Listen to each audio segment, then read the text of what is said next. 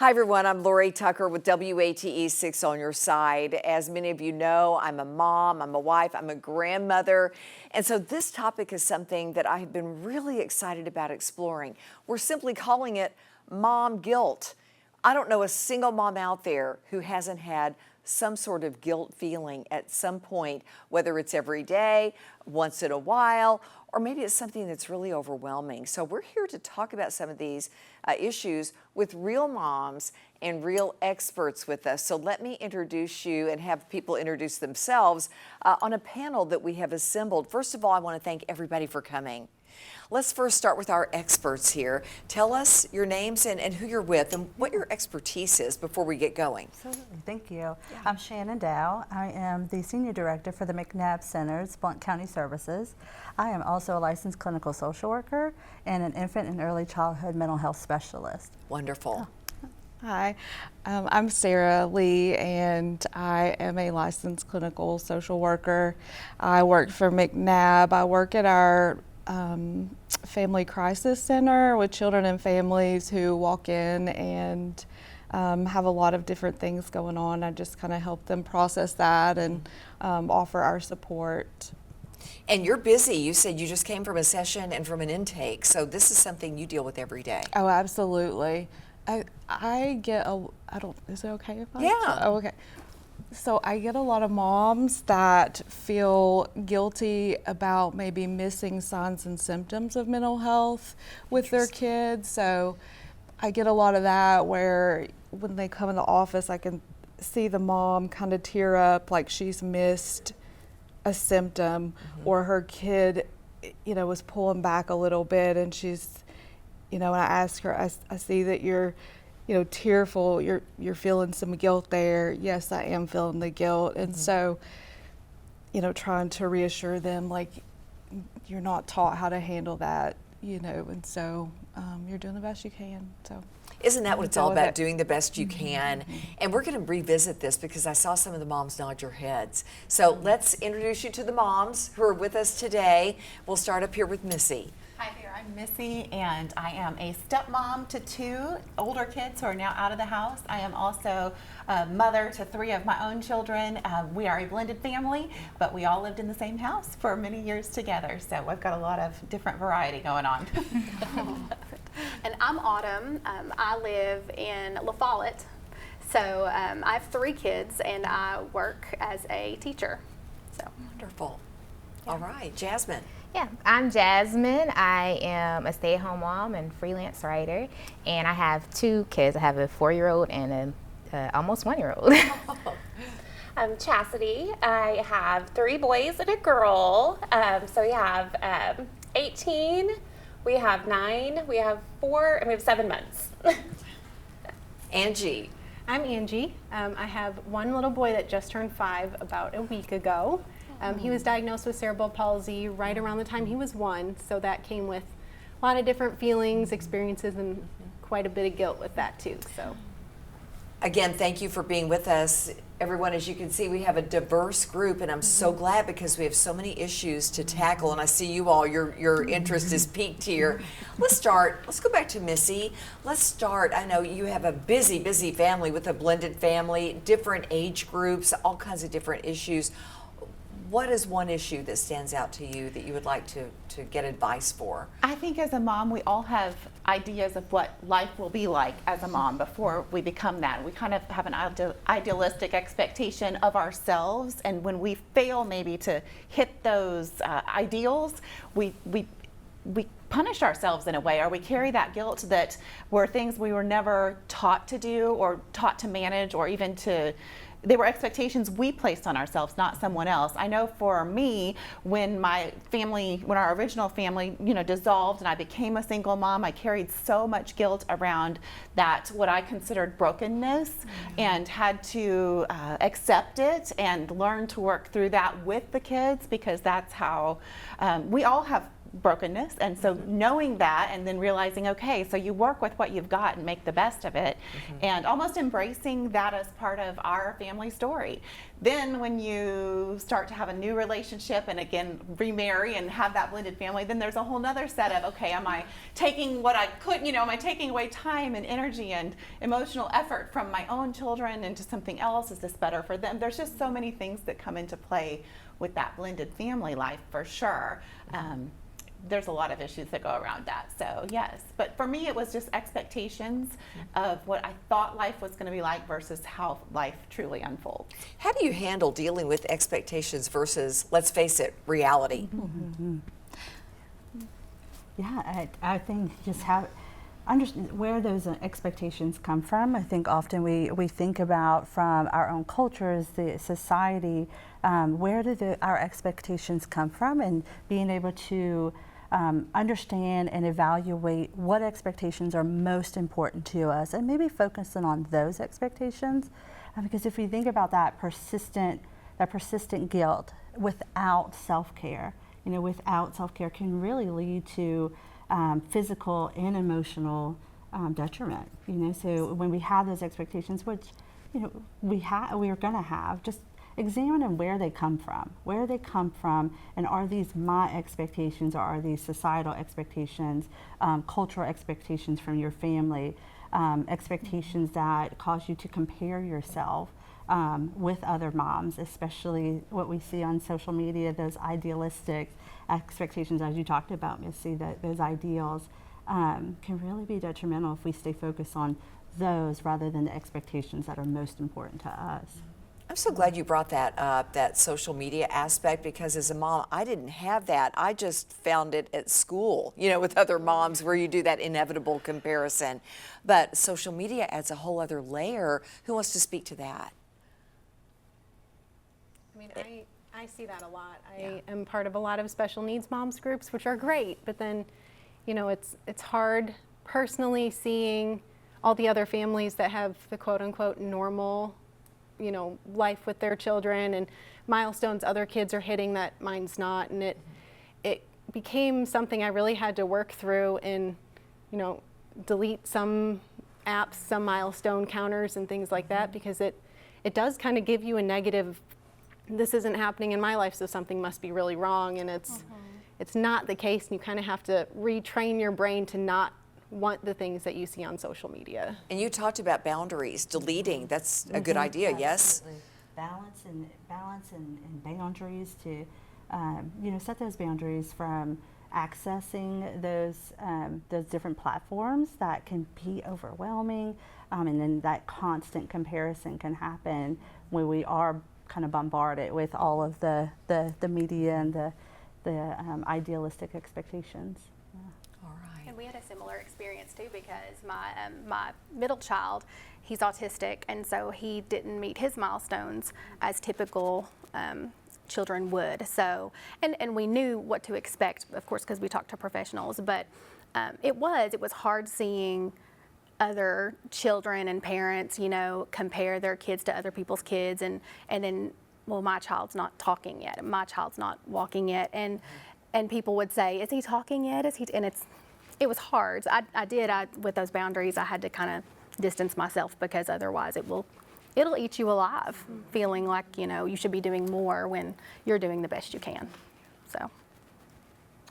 Yeah, and I think that, we oftentimes create that narrative. I think Missy was really talking about these certain ideals and these expectations. We create this narrative for ourselves based on social media, the generations before us, our mom, our grandmother, our great-grandmother, and we take all those into consideration. I think at some point we do have to grieve this vision of what we thought things were going to be like, because it sounds real good, but it's okay to allow ourselves to not be a perfect mom and just live out our reality and learn how to enjoy in the moment. So, Interesting. Like, Jasmine? Yeah, I was gonna say, like, for like in our house, like my oldest, she has like food allergies, like multiple food allergies. So social media has been like a positive and a negative because like we've been connected to other moms who have children with food allergies. So I'm able to learn a lot just from other people's experience, but it's also kind of like a negative too a little bit because I'm comparing like, oh, well, in their towns or in their communities, they have access to these types of therapies, or, you know, so it's just like having to figure it out like on my own in terms of like what steps I need to be taking, because I feel like as moms are thrown into motherhood and just have to like know everything as far as like the right steps to take and like just all these different measures to like raise a little person and make sure they have like access to like the best of all that they need. So there's guilt around like making sure that like I know everything that I need to know and I'm doing everything I need to do to, you know, make sure that she's healthy and improving and all those things. So it's a challenge. Just figuring out food allergies is tough in and of itself. Yeah, and it felt like it's a world where like there's not a lot. It's still being researched. There's not a consensus on like what protocol is. Like everyone has their own. Like every doctor, all the they have their own like methods and like. And it's just a lot that has to be self-taught and just a lot that has to be studied, and just because there isn't like a set protocol as far as what to do, everyone's just kind of like, okay, like figure it out. That's tough to handle. A lot of different information, some misinformation, especially online, and all the other things that fit into this conundrum, and then you got your child that you're worried about with their health. So how do you manage all that without balancing a lot of, as you were talking, Jasmine, what I felt from you is just like it comes from this, obviously, this place of love, and so balancing, I want to know all this information. I want to know the information that's best for my child. But then also that balance, like how do I balance gathering this information and to the best that I can, but also balancing making sure that I'm not getting to a place where I feel overwhelmed by the information, because then it will lead to anxiety. It will lead to like stress. Yeah. So finding that balance, like I'm going to give myself this amount of time to do the research and gather this information, and then what I gathered, that's where I'm going to go, and I'm going to trust in the research that I got. I'm also going to trust in my knowledge to put forth what I know best about my child, and accept that I may not have all the information, but I know that I'm doing what is best from the information I do have. And having that place of acceptance with that can be relieving, to know that I am doing my best. Yeah. Is that doable? Thanks. Yeah, that's true, and that's helpful. Yeah, so thank you. What about you, Chastity? You have 3 boys and a little girl. Yep, 3 boys and a little girl. I was going to speak on a post that I saw the other day that was talking about love the kid you have, not the kid you thought you were going to have. And that's so powerful. Our middle son was diagnosed with ADHD. Our oldest son had no issues whatsoever in baseball. He played soccer. He did all the things, no problem. Our middle son, he struggles with organized sports, and that's something that I never thought would have been a struggle. So there's mom guilt around that, as far as, is he having fun? Is this even worth it? With him not being able to pay attention. We signed up for this whole thing. He was excited, and now he's struggling. And that really, we had to take a step back and be like, okay, we're going to love him where he is, and we're going to try to help him. And these are the children that we have. Like, not everything's going to be picture perfect Instagram baseball night, I feel like you're teaching us. Yeah. You're figuring this stuff out, and isn't that important to what do you think about what you're seeing right now and hearing from the moms? So my thought was, you all are offering honest, open communication about this, and especially in front of a broad audience. These are things that we think that we may not say, but I think just being open, honest, and authentic, and communicating your fears, your struggles, your worries, and letting people around you support you if you're able to, if you have that. I think to add to that too, that that persistent guilt, mom guilt, can put one in a place of isolation where you feel isolated. you feel, am I alone in this? So opening up this conversation and having the networks that you all have, the support systems that you've already talked about, are so crucial. So crucial to be able to do the balance and to be able to do set those boundaries. Without our village, without our network of other moms and friends and support systems, it will be very isolating. It could be. I want to ask you all this, and this is not indicative of the moms we have here. You're part of the Knoxville Moms group. That alone indicates you want to be part of a tribe. You want to be part of a group to learn what's best for your children. There are moms out there, and we've certainly done stories on moms who've made some bad decisions, who end up on the other side of the law, who get their children back. I can't imagine the guilt and shame that some feel. And I know that you deal with some emergency services. So for moms who are in that situation, and you may be watching right now thinking, well, I'm not like them, what do they do? How can they cope and bounce back, if you will? I encourage them to work on themselves, and it feels very selfish for them, I think. But I try to explain it, by you doing the work on yourself, you are offering a more healed version for your child. And I also offer, try not to have expectations on this relationship with your child, because you don't know how they feel, but just giving them that space to be able to say how they're feeling or what it's like. And then too, something that I usually go back to for moms that maybe haven't seen their kids for a while, or they're just getting them back, or whatever the situation is, I usually tell them that there is a connection between moms and kids that just never ever goes away. It doesn't matter how long they've been apart. It's like there's this always something that can never be taken or destroyed. Like, it's kind of there, and their actions can nurture that or take away from that.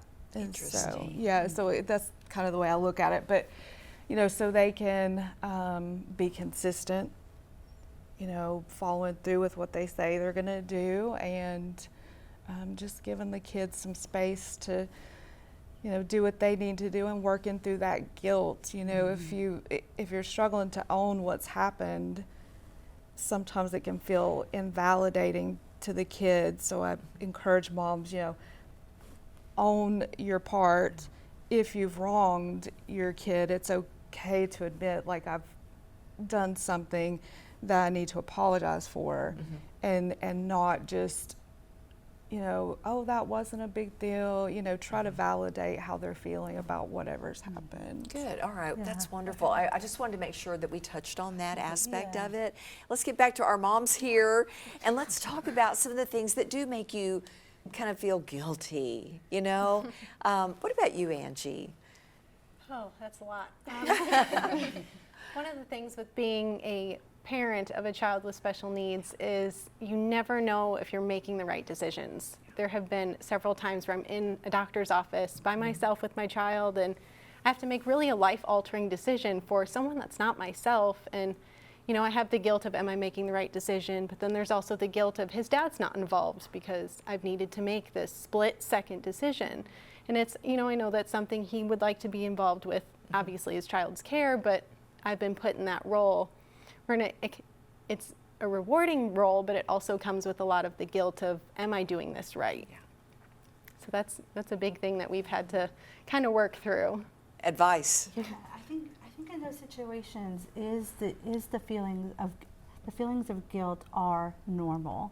That is an experience. Maybe you have some thoughts that contribute to that feeling of guilt come in, and I think looking at those thoughts without judgment that this is something I am experiencing in this situation. Not that I shouldn't have that feeling. I think sometimes we put these, I shouldn't feel this way, or I shouldn't experience this, and that even puts more pressure on us. And that experience of feeling this guilt of having to make these split very quick decisions. And so coming to a place where you're accepting and forgiving and without judgment, looking at those thoughts without that judgment, and it just is. I'm going to see it. I'm going to acknowledge this feeling. I'm going to not acknowledge this thought, and then I'm going to trust in the decision I did make, and that's where I'm gonna move forward with that. So just acknowledge it. Sometimes it kind of sits in there and it festers, and it, should I have done this, or could I have done this differently? And we go down these rabbit holes of these thoughts. And so kind of having I'm gonna stop this. I'm gonna stop this train of process, this thought process that's going on right now, and accept, and this is the decision I made, and I'm gonna trust in myself with that. Has everyone gone down that rabbit hole? Mm-hmm. One of our family mantras is, we're not gonna what if.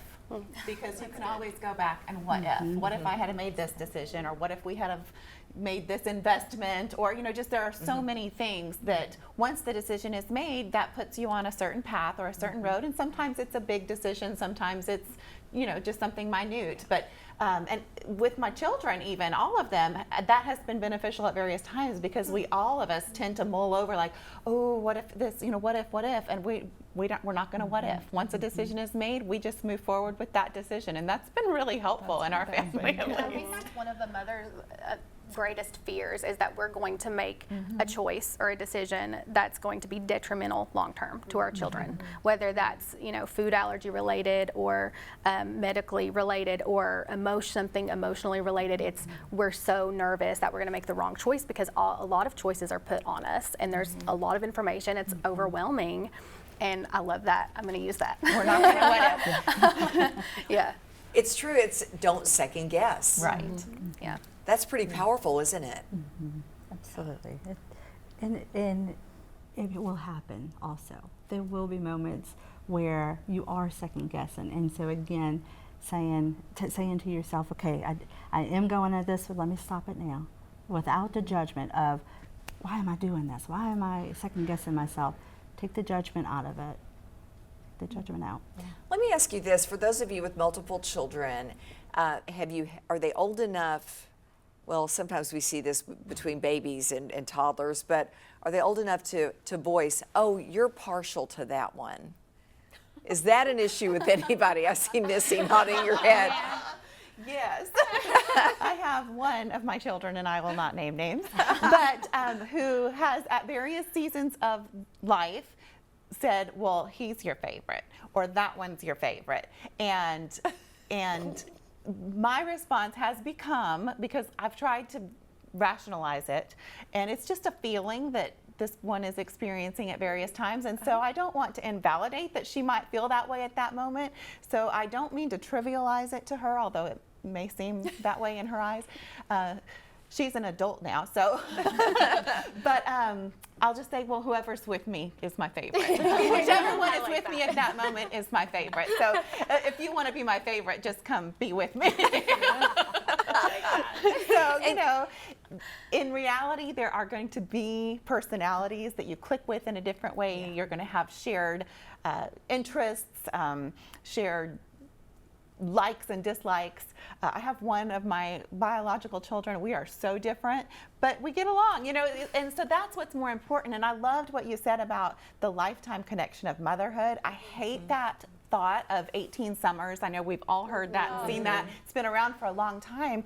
But as we talk about like moms that have been away from their kids at certain times, or like myself who has had to send their children in a co-parenting situation, and that heaviness weighs so hard sometimes, because you do feel like I'm missing Saturdays with my children, and look at all the things we could be doing and all of that. And so to expand beyond that limit of 18 summers, my children are now all entering adulthood. My youngest is 16 years old, so he's an independent driver now and everything.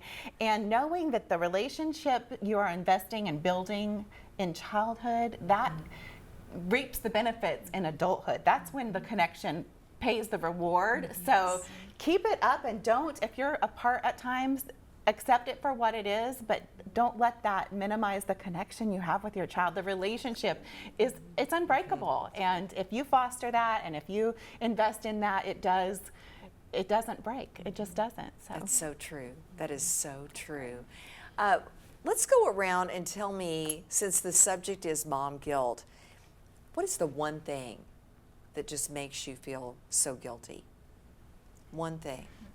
For me, it's having children range from 18 to 7 months, and how do you spend time with each of them the same? I mean, there's no way to actually do that and spend that one-on-one time with each of them and make sure everyone feels valued all of the time. And that's something that goes through my mind constantly is, how do I play with this one? And then how am I going to feed the baby? And how, and it's just one of those things. And I don't think that there's a way to solve that. It's just, you give the time when you can and you just try your best. But that's my inner monologue every day is everybody getting enough quality time. Oh, Jasmine, what about you? Work-life balance, so like balancing freelancing with like being a stay-at-home mom, primary caregiver, while dad is away, and so I usually just work when they're sleeping, just around their schedules, but there are times when I have to work while they're not sleeping, and just the guilt of like, okay, not like 100% focus on them because I have a deadline that I need to focus on, so it's just the guilt of like having to juggle, like, work with, That's a big one. Autumn, what about you? So mine is similar because I'm a teacher, and I feel like the balance of a teacher mom is so unique too, because one of the hardest things for me when I had a newborn especially was dropping my newborn off with my mother-in-law, and she was wonderful, but dropping my newborn off and then going and taking care of other people's kids while someone was taking care of my kid. And it was just like, I would go to my car and I would pump and I would just cry because I'm like, I'm taking care of all these other kids while someone's taking care of my kid. It feels so wrong. But I love my job. It's just all these emotions, right? And I felt so guilty, but then I was like, oh, I feel guilty because I love my students too. And so I had this internal struggle, and I got through it with all three of them. But it's hard because when you work and then you think about coming home, as a teacher, you have to be on all the time. And I taught kindergarten, now I teach high school, but which is a jump, but you'll see why. But when I taught kindergarten, I was on all the time, reading stories, very animated, and always like mothering and being the nurse and being the caregiver. And, I didn't have an assistant. Most kindergarten teachers don't, so in the public schools anyway. So it's me and 20-something kids, and then you're on all day, and then you come home from work, right, at 3:30 or whenever. And then what do you have left to give to your own kids? And I was so burnt out at some point, I just said, I can't do this anymore. I love my job though. So I pivoted and went to secondary, which I love. It's been a really good choice because I don't feel burnt out from all of this being on so much. But it was just a really unique type of guilt that I was working with kids while dropping my own off, and it was hard. That's what I felt so much guilt over. People don't think about that. I'm No. so glad you brought that up. We're almost out of time, so I want to hear from Missy and Angie, and then we'll sum things up with you all. The Missy. guilt that is overarching of all the other guilts, because working mom life, you just have those kind of guilts. Resources, sometimes I feel guilty that I don't have the resources to give my children that some other families do, and that's a trajectory of acceptance as well, that not every family can do everything, and that's okay. But for me, it's definitely the struggles that we have and the chaos that enters their lives with having to live between two homes at various times, and the back and forth and their lack of control that they have felt over their schedules. And this has been both with my stepdaughters and my biological children, because as a blended family, there's just lots of coming and going, and especially in those early years, we kind of come to a place of leveling off and getting to a groove that works. But that has been a real, and even again, as they're all becoming adults, even like when holidays come, I know that they struggle with, they want to be everywhere and they have to make choices that some families don't have to make. And so I do feel guilt that's even part of their world. Yeah. Angie, we'll wrap things up with you before we go to our experts here. Just playing off of what Autumn said is just that burnout, something I've felt, I cannot tell you how many times, and you get that guilt of, for whatever reason you get the burnout, you just get that guilt of, well, I should be enough. Why am I not enough? Why is this so hard on me? And then you get the frustration, and it's like, why am I frustrated with you for just being you? And it's just such a vicious cycle.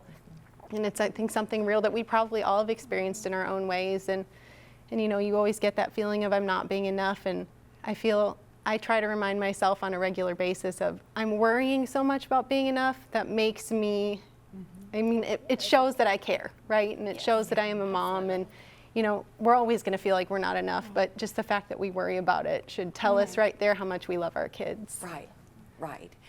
We are going to go over just a little bit. We were going to plan this for 30 minutes, but I want to save time for you all to just, these are different reasons for mom guilt. But like Missy said, the overarching theme, you know, here is mom guilt. Is self-care is important. Let's wrap it up with just a couple of pieces of advice on how to handle different types of mom guilt. As you all were talking and sharing your vulnerability-ness, which awesome, and thank you for that. But what's coming to mind for me is self-compassion, and what does that look like for each person, because it just looks different for each of us, and how do we practice and intentionally practice self-compassion? You know, as you are going to experience the feelings of mom guilt, because those are things that are just going to happen. So trying to prevent that, it may be your struggles. So instead, how do I practice self-compassion for me? And what does that look like specifically for me as you all are dealing with different challenges? So I think it's really important to practice that self-care, balancing life and balancing the different roles that you all are in. What does that look like to balance? And so setting some intention around what that looks like in everyday practice.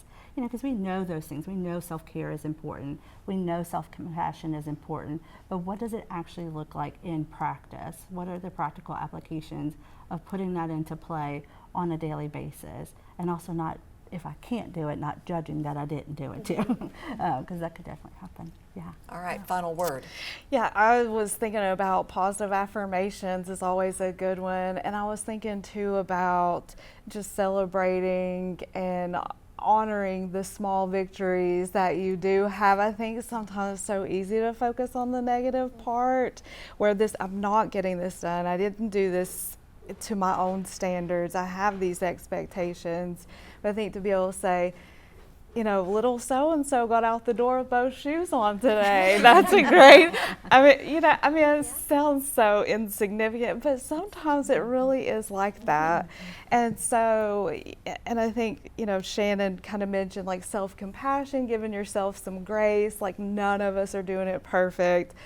It's okay, you're doing the best that you can. And like you said, you know, just the fact that you have the guilt or even are concerned about how you're showing up for your child in their little lives or big lives or however, you know, shows that, you know, you love and care and your intention is that you just want the very best for them.